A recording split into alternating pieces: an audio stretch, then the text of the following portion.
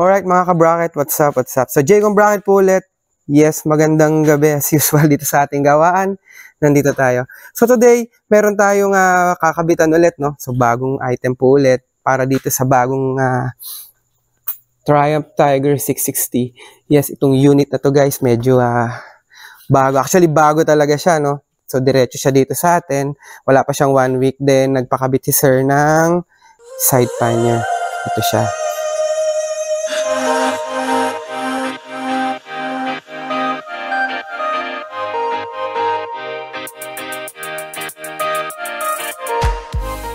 So kung matatandaan ninyo guys, meron na tayong top box bracket para sa Tiger 660.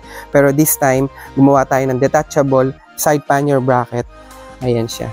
Yes. So again, trademark ng Jaycon Bracket, kapag hindi mo kailangan gamitin yung side pannier bracket, pwede mo lagi i-detach o pwede mo lagi tanggalin. Okay, so hindi siya naka-rectang welding dito sa ating top box bracket. So ang ating ilalagay na top box ay itong ating sec at saka yung sec na 18 liters. So first things first mga ka-bracket, inalis na natin syempre yung stock na upuan tsaka yung nasa gilid nito para mas mabilis yung time natin. Syempre kakabit muna natin yung ating top box bracket.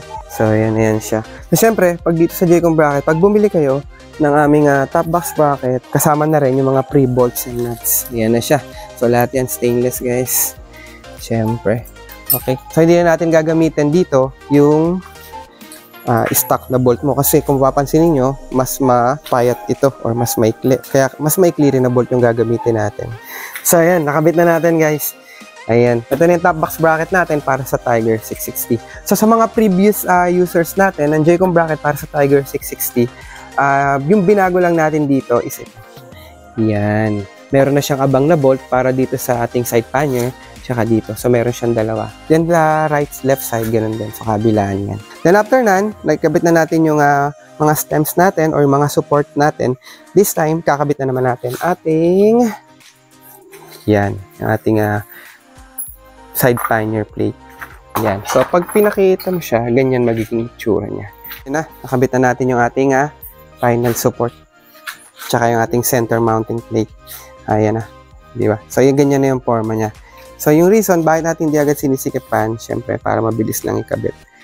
Okay? So, nakabit na natin yan. Syempre, kinabit na rin natin yung other side, yung ating left side. Ganun din. Kaya, oh, hirap lang pala tumayo. Pero kaya, no? Ayun, no? Nakasakay siya dun, no? Yan. Yan. Oh, di ba? Grabe, no? Tibay. Sige, sige. Ayos, ayos.